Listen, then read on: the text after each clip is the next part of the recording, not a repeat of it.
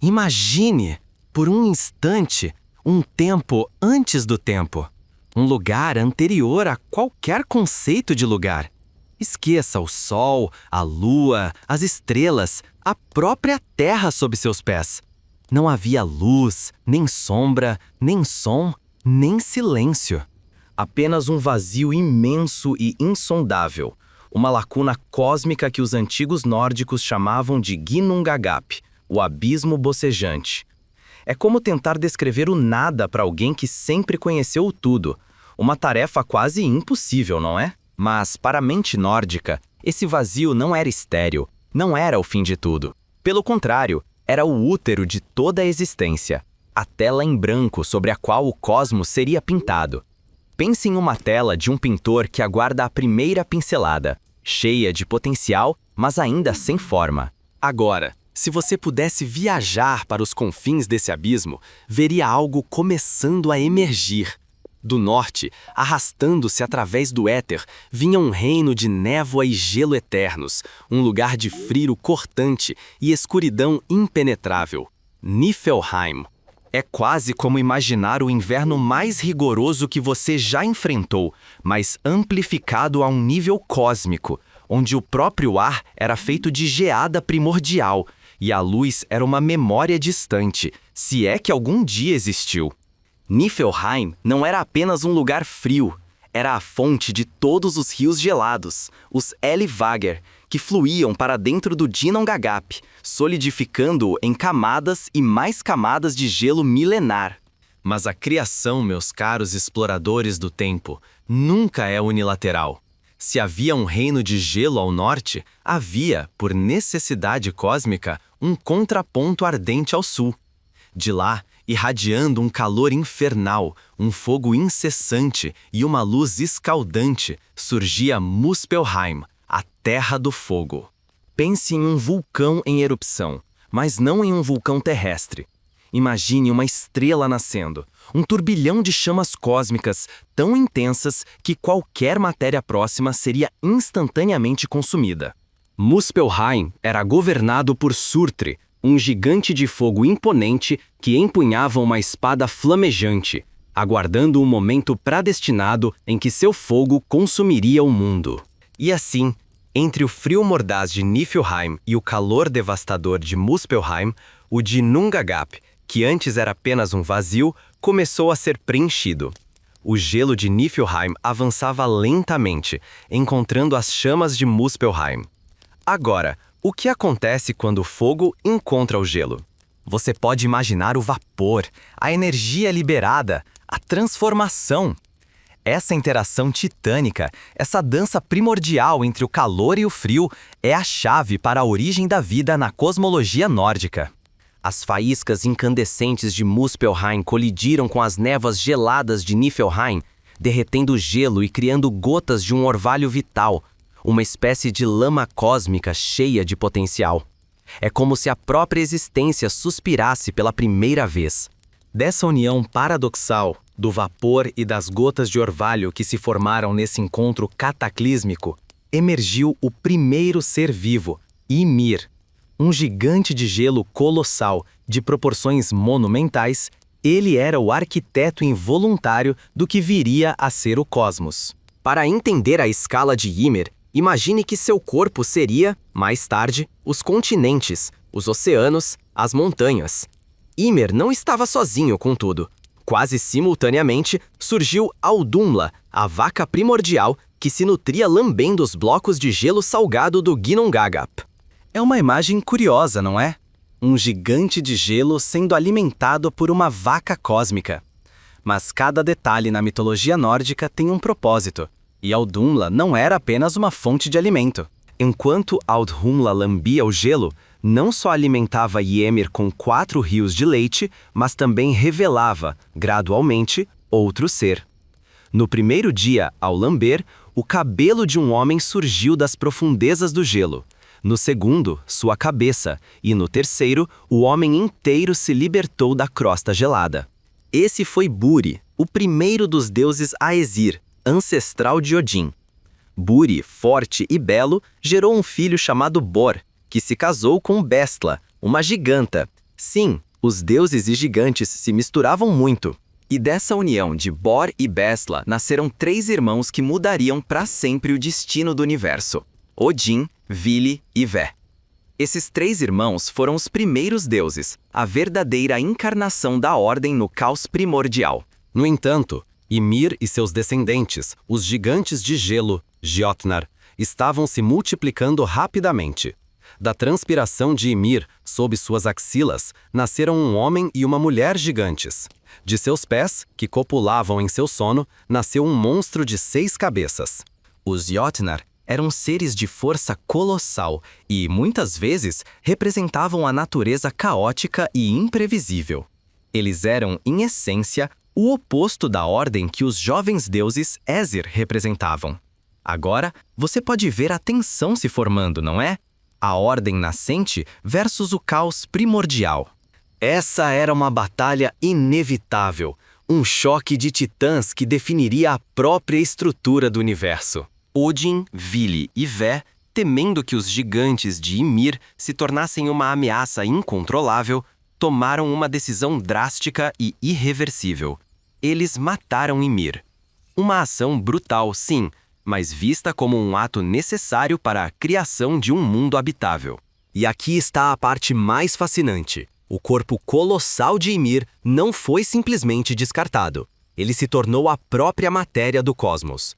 Os deuses arrastaram o corpo do gigante para o Ginnungagap e começaram a moldar o universo.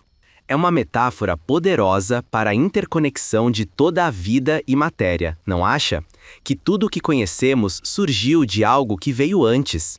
O sangue de Ymir, que jorrou em torrentes, formou os vastos oceanos, mares e rios.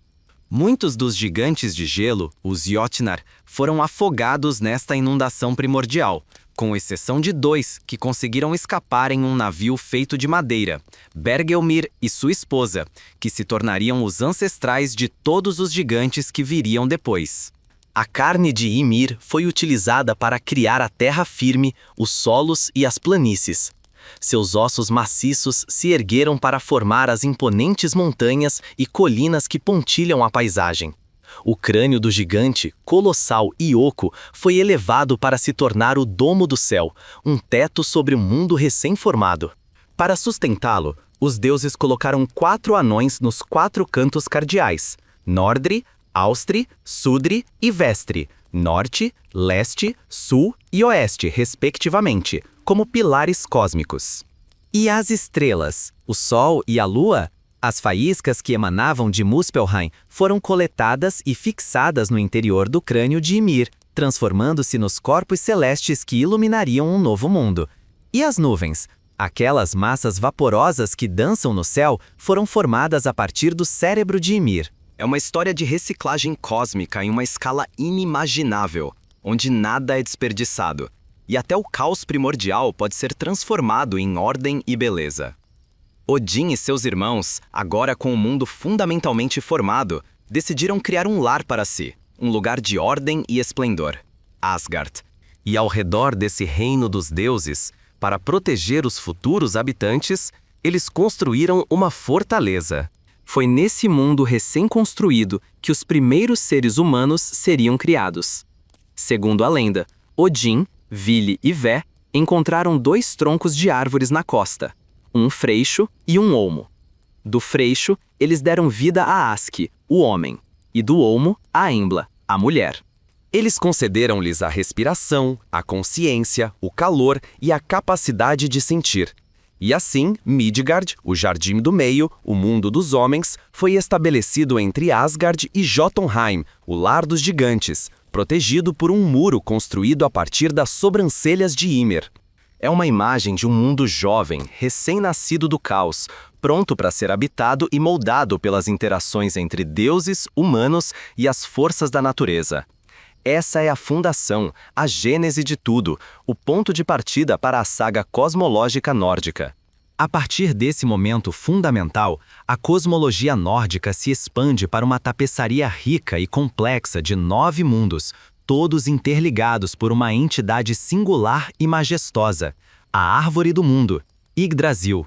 Esta não é apenas uma árvore, mas o próprio eixo do universo, um símbolo vivo e pulsante da interconexão de toda a existência. Ela representa a estabilidade, mas também a vulnerabilidade de todo o cosmos. E com essa estrutura em mente, podemos começar nossa jornada para explorar cada canto desse universo vibrante e perigoso, onde a vida e a morte, a ordem e o caos estão em constante e delicado equilíbrio. Pense nela como a internet cósmica, conectando todos os servidores e dados. Sem ela, a rede inteira desmorona. Essa é a essência do fundamento profundo da mitologia nórdica. Um alicerce que sustenta uma narrativa rica em conflitos, heroísmo e destino.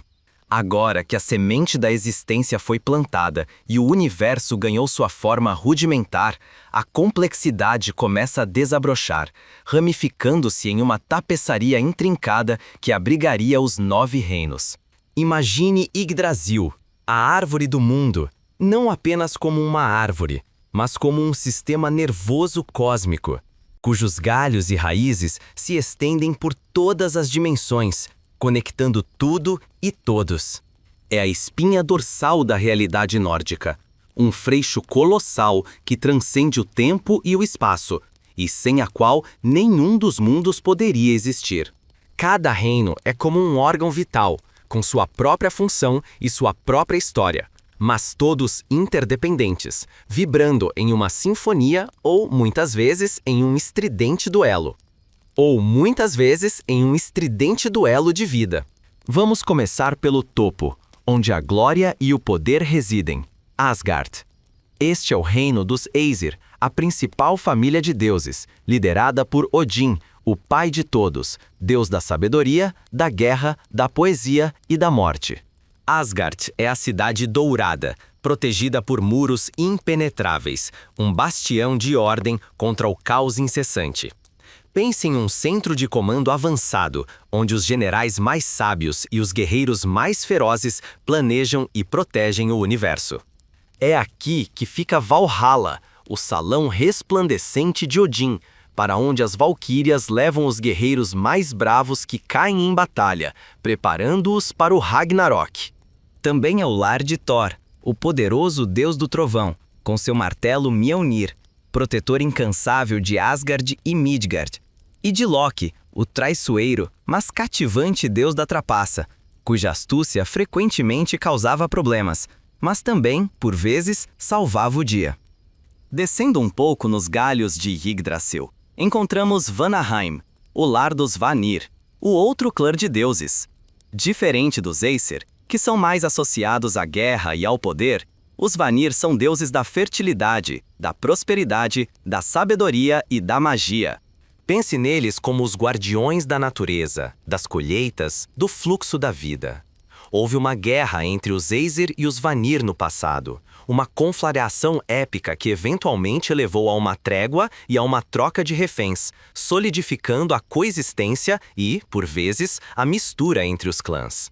Freya, a deusa do amor, da beleza, da fertilidade e da guerra, sim, uma deusa multifacetada, é uma Vanir que reside em Asgard, assim como seu irmão Frey, deus da paz e da fartura. Um pouco abaixo, envolto em um véu de mistério e às vezes associado a Vanaheim, está Alfheim, o reino dos Ljosalfur, os elfos luminosos. Esses seres são descritos como belos, etéreos e conectados à fertilidade e à arte. Imagine um bosque encantado, onde a luz dança de maneira mágica e a beleza é a regra, não a exceção. Em contraste, mas também nas proximidades, encontramos Svartalfheim, ou Nidavellir, o reino dos Dókalfar, elfos escuros, e, mais comumente, dos anões.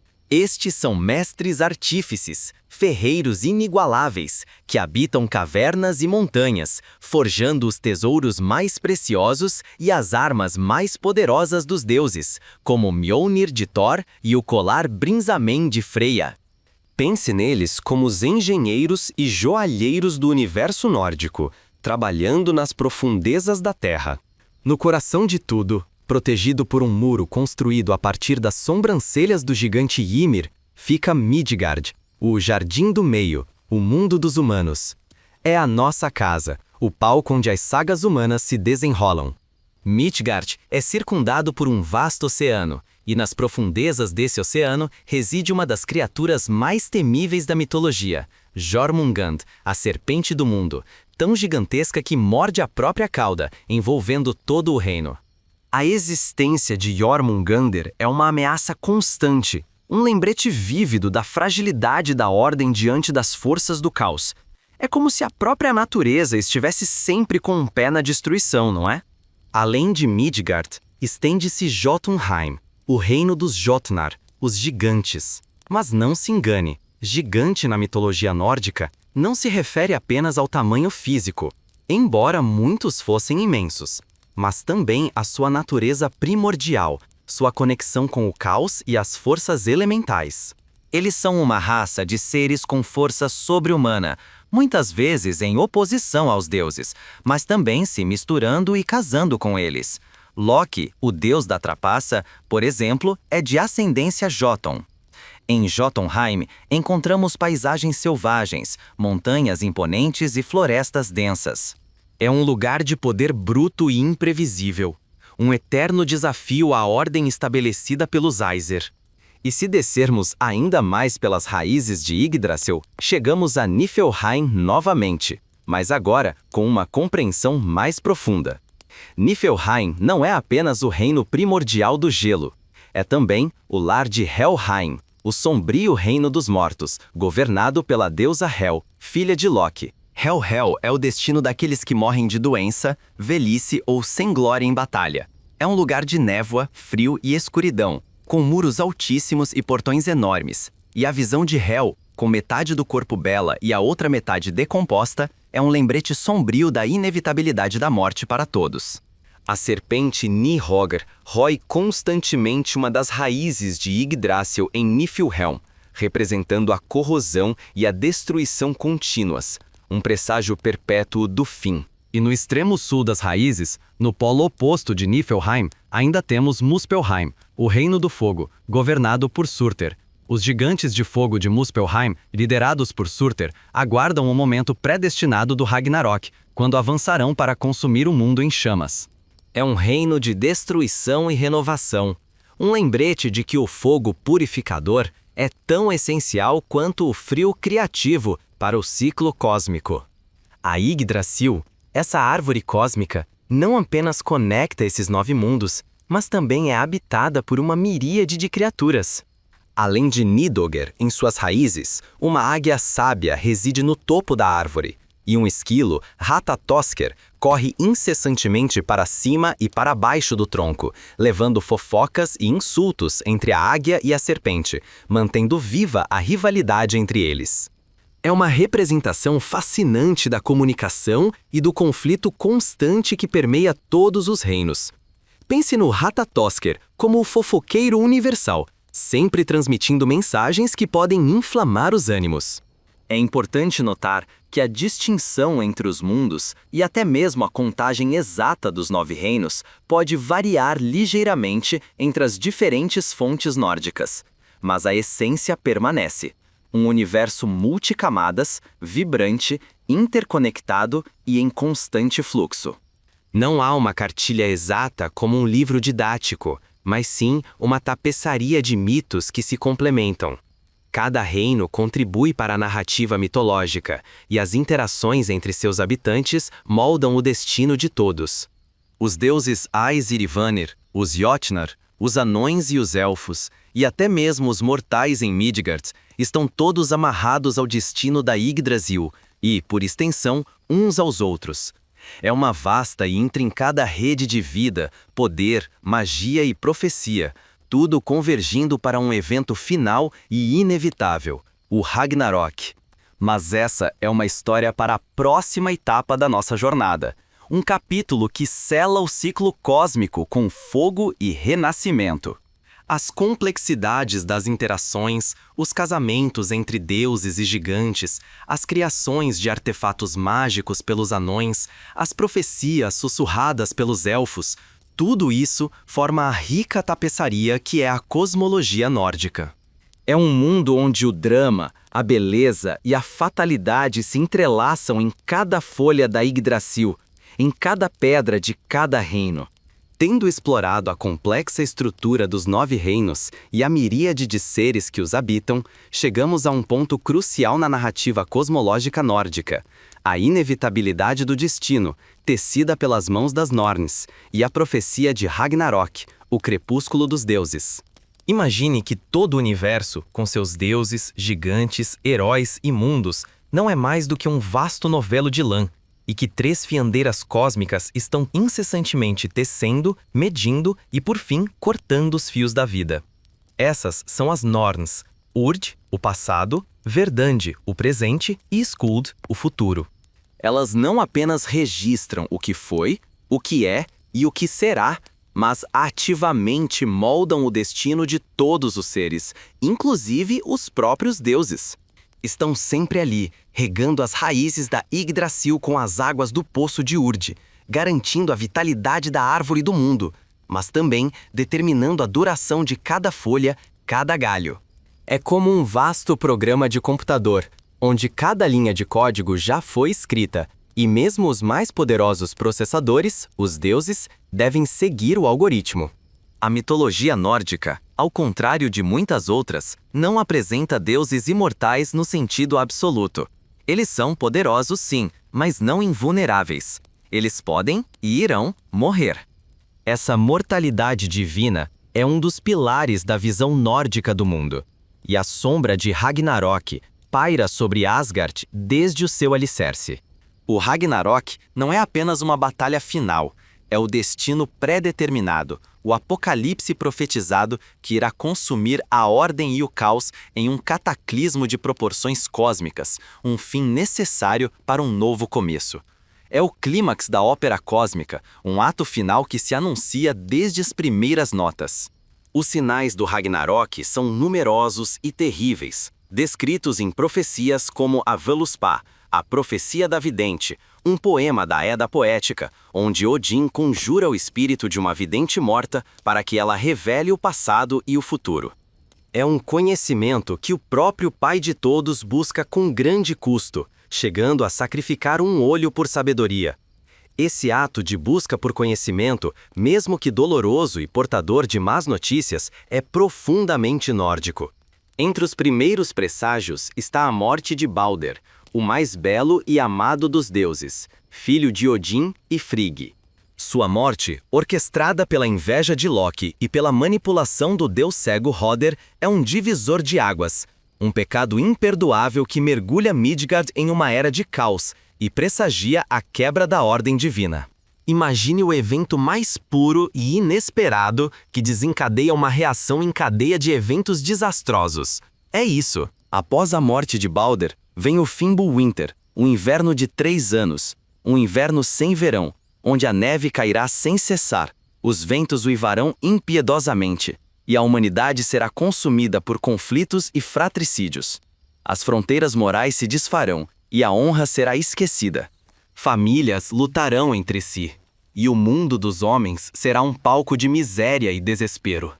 Imagine a sociedade se desintegrando sob a pressão de um desastre natural prolongado, onde a civilização se desfaz em instintos básicos.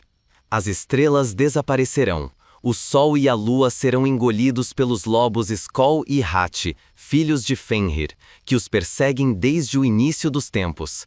A própria natureza, que antes sustentava a vida, agora se volta contra ela, sinalizando que o tecido da realidade está se desfiando. Loki, que já havia desempenhado um papel crucial na morte de Balder, é um catalisador central para o Ragnarok. Ele é um agente do caos por excelência, e suas ações têm consequências cósmicas. Aprisionado por seus crimes após a morte de Balder, ele aguarda sua libertação para se juntar às forças dos gigantes. Seus filhos monstruosos, Fenrir, o lobo gigantesco que devorará Odin, Jormungandr, a serpente do mundo que envenenará Thor, e El, a governante do reino dos mortos, são peças-chave no jogo final. Eles são o legado do caos que Loki representa, uma força da natureza que não pode ser contida por muito tempo. É como um vilão que você sabe que vai escapar e causar destruição, mas que ainda assim aguarda o momento certo, acumulando poder. A ponte Bifrost, O arco-íris que liga Asgard a Midgard e é guardada por Heimdall será palco de um dos primeiros grandes confrontos, quando as hordas de Muspelheim avançarem. O próprio som do Gjallarhorn, a trombeta de Heimdall, soará, alertando os deuses de que o fim está próximo. Esse som é o chamado para a batalha final, um alarme cósmico que ressoa por todos os 9 reinos, convocando tanto deuses quanto gigantes para seu destino. É o último aviso, o prenúncio de que todas as apostas estão feitas e o jogo final começou. A convocação é respondida. De Niflheim, o navio Naglfar, construído com as unhas dos mortos, irá velejar, transportando as legiões de Helheim e os gigantes de gelo. De Jotunheim, os Jotnar, liderados pelo astuto Utgard-Loki e outros senhores da guerra gigantes, marcharão. Do sul, as chamas de Muspelheim avançarão, com Surtr na vanguarda, sua espada flamejante cortando a realidade. E Loki, finalmente livre de suas amarras, liderará essas hostes contra Asgard e os deuses Aesir e Vanir. Essa é a convergência das forças do caos. O momento em que todas as tensões acumuladas ao longo de eras explodem em um único e inevitável confronto. Os deuses se reunirão no campo de batalha de Vigrid, um vasto campo que se estende por 100 léguas em todas as direções, pronto para a guerra final.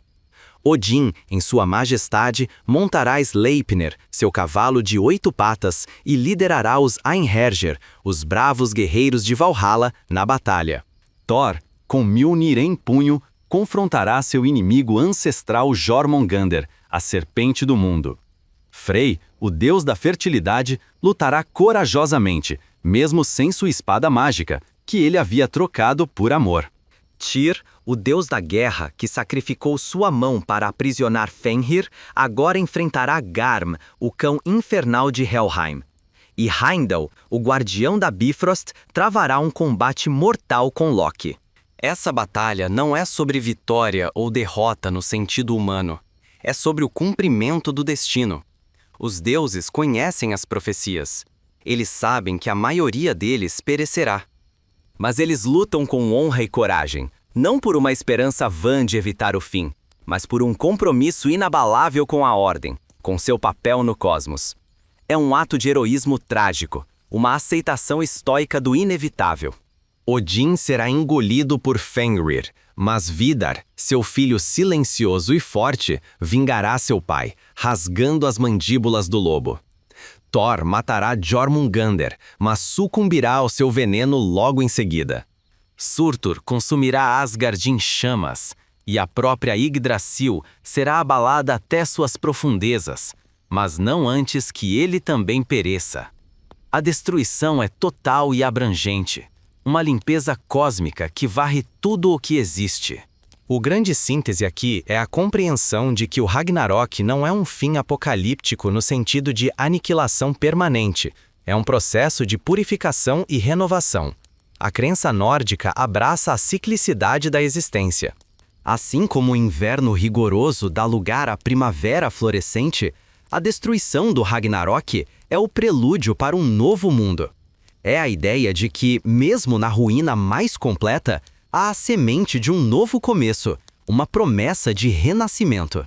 Essa é a verdade central que emerge da complexidade das profecias e das batalhas. A vida é um ciclo de criação, destruição e recriação. É como se a própria respiração do universo seguisse um ritmo incessante de inspirar e expirar, de construir e desconstruir. E assim, o Gran Síntese Vault nos revela que o fim não é realmente um fim, mas uma ponte para o que virá. Emergindo das cinzas incandescentes do Ragnarok, o universo nórdico não se desvanece no esquecimento, mas se ergue novamente, purificado e renovado. A visão nórdica do fim dos tempos, como vimos, não é um ponto final absoluto, mas um ponto de virada, uma transição dramática no ciclo cósmico da existência. Pense nisso como uma fênix renascendo, não de suas próprias cinzas, mas das cinzas de um mundo inteiro.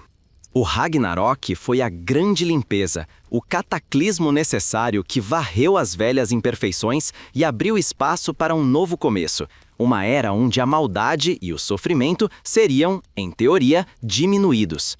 É a esperança que brota da mais completa desolação, um tema profundamente ressonante que nos faz questionar nossos próprios conceitos de fim e recomeço. Após a fúria devastadora do fogo de Surtr, que consumiu Asgard e a própria Yggdrasil em chamas colossais, e a inundação que se seguiu, a Terra submerge no vasto oceano cósmico. No entanto, dessa imersão total, uma nova Terra, exuberante e verdejante, emerge das águas. É uma paisagem virgem, intocada pelos conflitos e pelas mágoas da era anterior. É como se a própria natureza estivesse respirando um ar fresco pela primeira vez, desabrochando em um esplendor renovado, livre das cicatrizes do passado. Essa imagem de um mundo que se levanta do abismo é uma das mais poderosas da cosmologia nórdica. E, surpreendentemente, alguns dos deuses e, mais importante, alguns humanos sobrevivem a essa catástrofe inimaginável. Entre os deuses sobreviventes estão os filhos de Odin, Vidar, o Vingador, que matou Fenrir, e Vali. Também os filhos de Thor, Magni e Mod, que herdarão o lendário martelo Mjolnir, carregando o legado de seu pai para a nova era.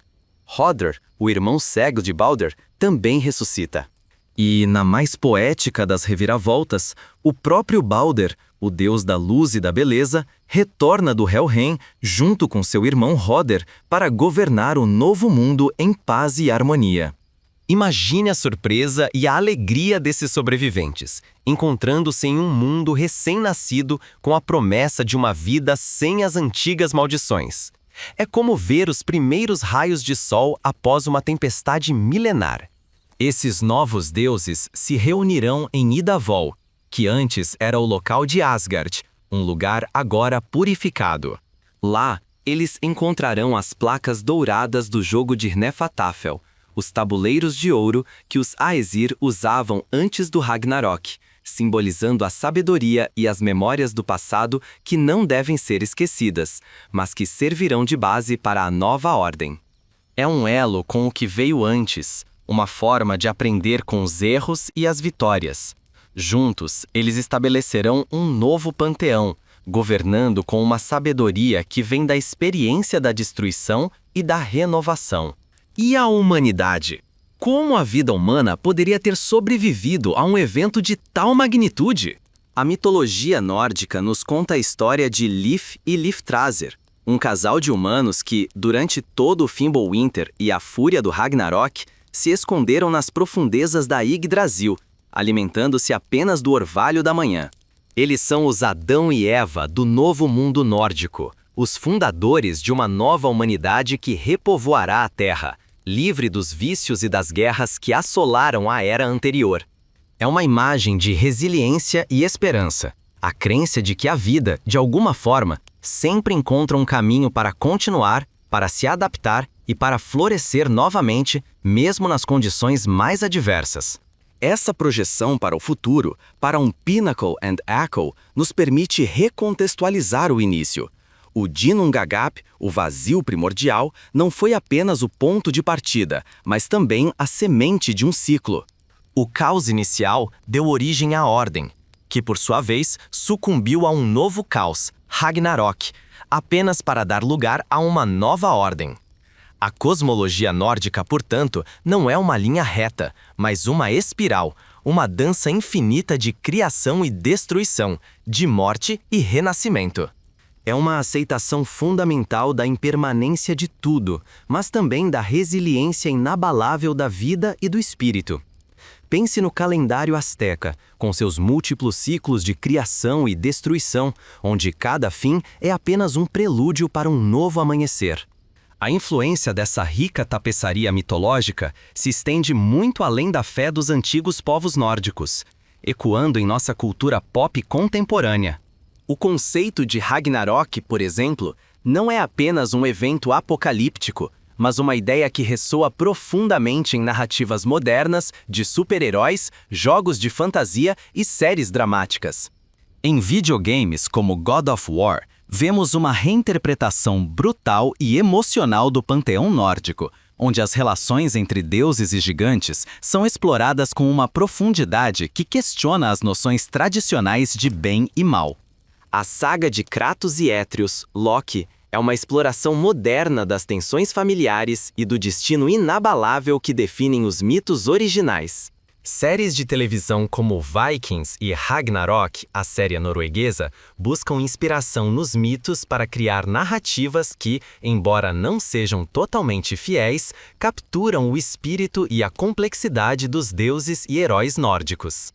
Os filmes de Thor da Marvel, embora uma adaptação livre e ficcionalizada, popularizaram esses personagens para uma audiência global, introduzindo conceitos como Asgard, Mjolnir e o Bifrost em uma escala massiva. E livros como Mitologia Nórdica de Neil Gaiman não apenas recontam as histórias com maestria narrativa, mas também exploram as nuances e os significados mais profundos, tornando-as acessíveis e cativantes para novas gerações. A cosmologia nórdica nos convida a uma reflexão profunda sobre o destino, a honra, o sacrifício e a interconexão de todas as coisas.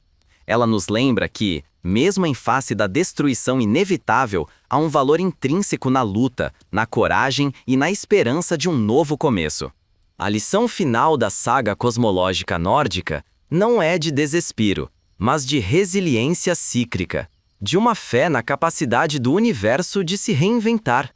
É a compreensão de que cada fim é uma semente para um novo florescer, e que a história da existência é uma tapeçaria que nunca realmente termina, apenas se transforma e se tece de novas maneiras para sempre. É um eco eterno de que a vida, em sua essência mais profunda, é um processo contínuo de vir a ser,